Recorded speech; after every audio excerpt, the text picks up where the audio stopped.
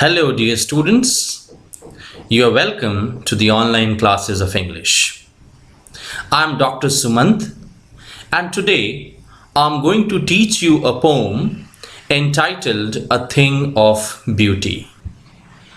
This poem is beautifully penned down by John Keats, one of the greatest poets of the Romantic era. This poem is an excerpt from his poem Endymion, a Poetic Romance, which was first published in 1818. This poem particularly talks about nature, which is considered to be our teacher, the best preacher of the world. But before I start this lecture, let me put a very simple question to you.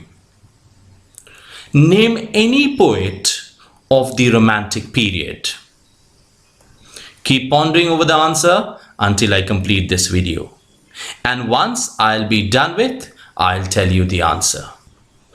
In this online lecture, we'll discuss about the poet, background of the poem, major themes, the message it imparts to the readers, and the paraphrase of the poem. So let us start with the introduction to the poet. John Keats was born on October 31st, 1795 in London. Although he died at the age of 25, but he left an indelible mark on English poetry. This English romantic lyric poet devoted his short life to the perfection of a poetry marked by vivid imagery, great sensuous appeal, and an attempt to express a philosophy through classical legend. John Keats was apprenticed to a surgeon at Edmonton in 1811. But he broke off his apprenticeship in 1814 and went to live in London. He worked there as a dresser, a junior house surgeon. But his literary interests had crystalled by this time, and after 1817, he devoted himself entirely to poetry. From then until his early death, the story of his life is largely the story of the poetry he wrote. Amongst his creative masterpieces stand Lamia, The Eve of St. Agnes, the great odes, like the Odes on Adolescence, On a Grecian Urn, To Psyche, To a Nightingale, Ode on Melancholy, and Ode to Autumn. And he also wrote the two versions of Hyperion. This poem, Endymion, a Poetic Romance, was composed in 1818 in rhyming couplets, also known as the heroic couplets. Now let us move on to the background of the poem. The year 1798 is marked as the inception of Romantic era in English literature. Romanticism was an artistic, literary, musical, and intellectual movement that originated in Europe. It immortalized the philosophy of return to nature. Among the characteristic attitudes of Romanticism were the following. It had a deepened appreciation of the beauties of nature, a general exaltation of emotion over reason and of the senses over intellect, a turning point in upon the self, and a heightened examination of human personality and its moods and mental potentialities. Thus, We find the elements of romanticism in full swing while analyzing this poem, A Thing of Beauty. The poem Endymion, a poetic romance, begins with the line, "A thing of beauty is a joy forever." This poem is based on a Greek legend named Endymion. Endymion was a shepherd and was considered to be one of the most beautiful of all mortals.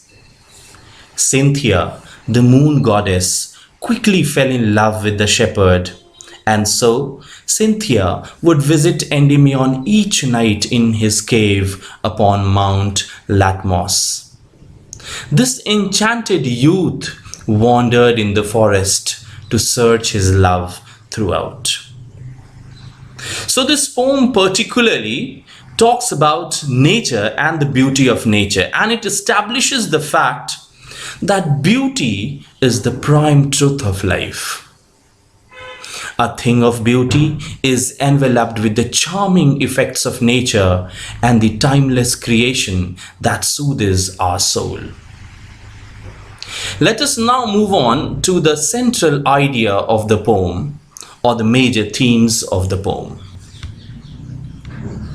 A thing of beauty is a source of constant joy. Beauty can be found everywhere.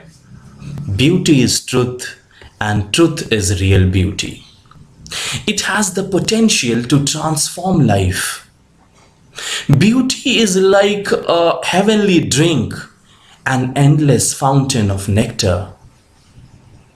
It is always providing joy to mankind. A beautiful thing will always give joy throughout one's lifetime. One can return to the beautiful thing and never finish finding it a source of joy. Even after one dies, the thing of beauty will continue to exist and will give joy to people of the next generation. When they pass in turn, it will give joy to the peer group after theirs, and so on. Thus, a beautiful thing may, in that sense, is a joy forever. Even when we are depressed or dejected, our experience of a beautiful thing can help us shake off our sadness and can bring joy to our life. Let us now look into the synopsis of the poem. This poem is a beautiful creation taken as an excerpt from Endymion, wonderfully crafted by John Keats. In this poem, John Keats praises all the beautiful things present around us. According to him, beautiful things get treasured in our mind and grow more beautiful with the passage of time. They provide eternal happiness, everlasting joy to us, and leave their imprints on the mind of all human beings who hold a strong bonding with the earth. According to the poet, this earth has abundance of pessimistic people, hatred among the people, sadness that lurks everywhere in the human's life and overdarkened ways. He holds human responsible for every negative thing on this earth. According to him, only beautiful things can make our soul pure and thoughts alive.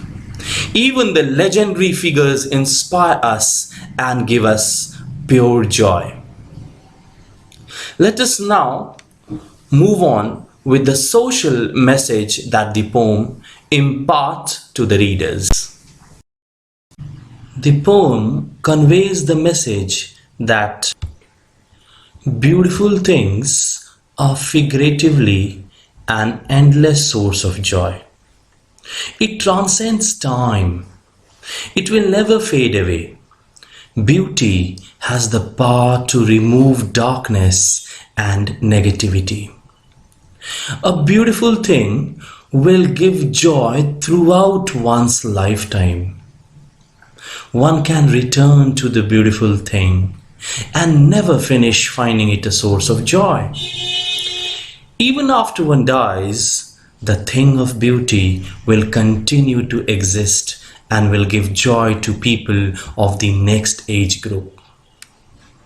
When they in turn pass, it will give joy to the peer group after theirs, and so on. Thus, a beautiful thing may, in that sense, is a joy forever. Even when we are depressed or dejected, our experience of a beautiful thing can help us shake off our sadness, depression, and bring us for joy. So now, let us start with the paraphrase of the poem. The poem opens with the line, "A thing of beauty is a joy forever." John Keats enunciates that beautiful things are the source of constant happiness. Its loveliness increases. It will never pass into nothingness. Its beauty goes on increasing. It never depreciates its value. It never fades away. But still will keep a bower quiet for us, and a sleep full of sweet dreams and health and quiet breathing. A beautiful thing, the poet says, is as comforting as a bower. Here, bower quiet refers to a quiet and shady place. It is a peaceful and silent place in the shade of a tree. It provides shelter and protection from the hot rays of the sun.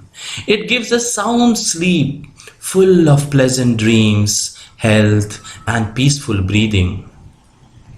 Therefore, on every morrow, are we reading a flowery band to bind us to earth? The poet further says that nature is so valuable, so significant, and so important to us that every morning we are weaving a flowery wreath or band to bind us to earth, to connect ourselves with nature.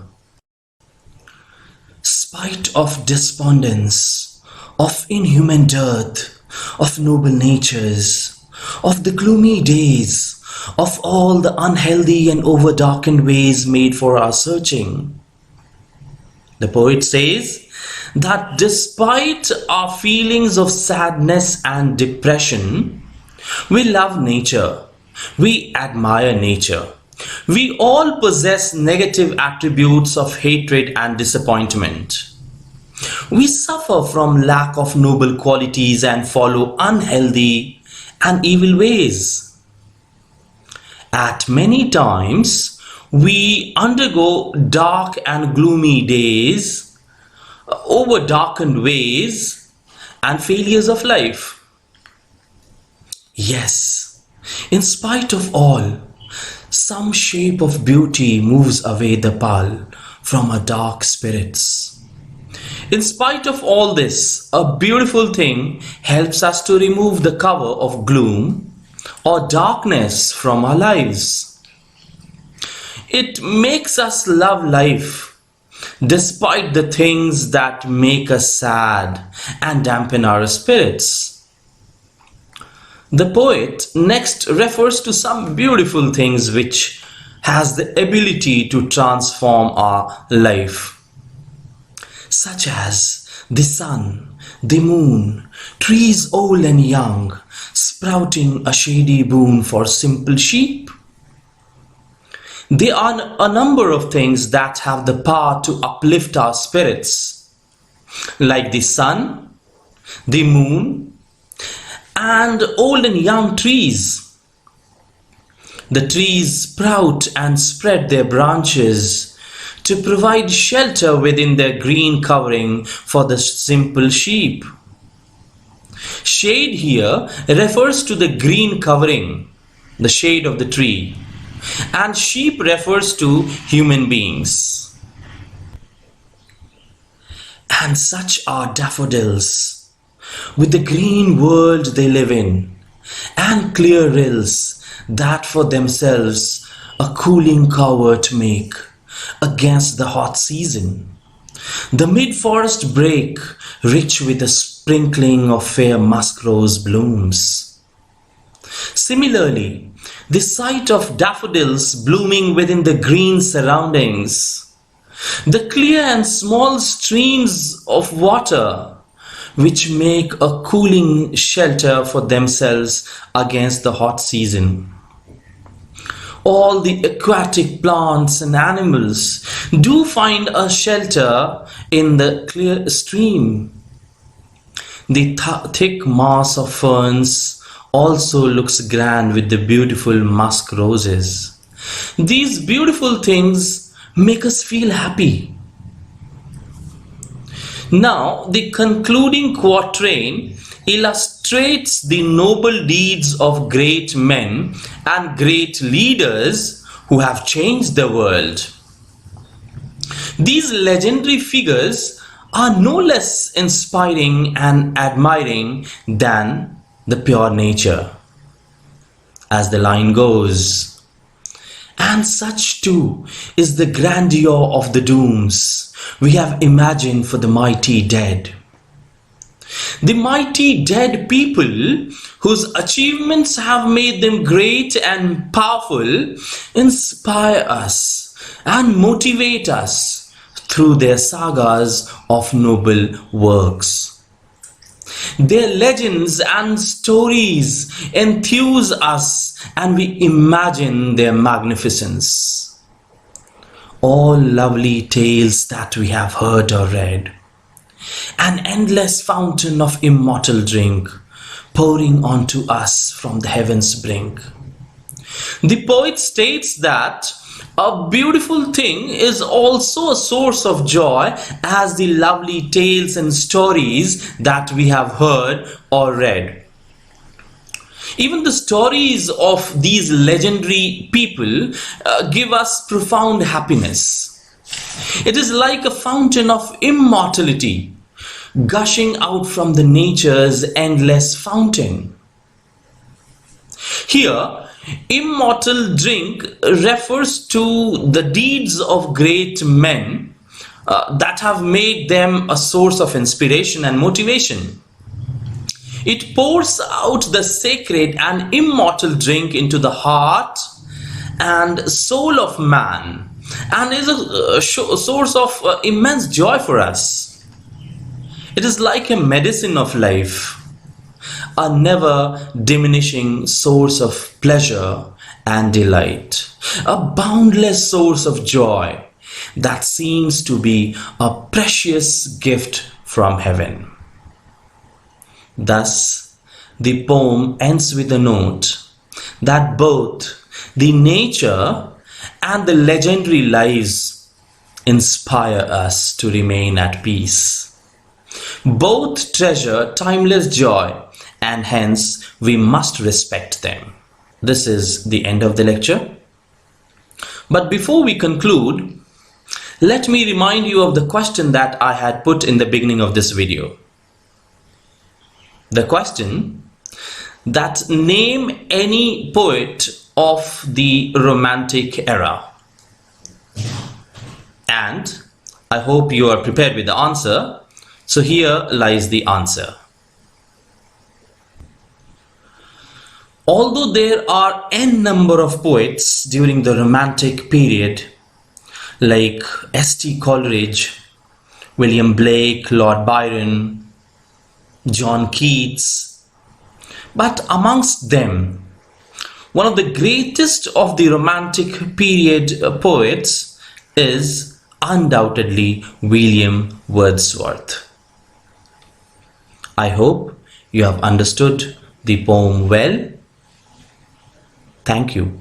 Happy birthday.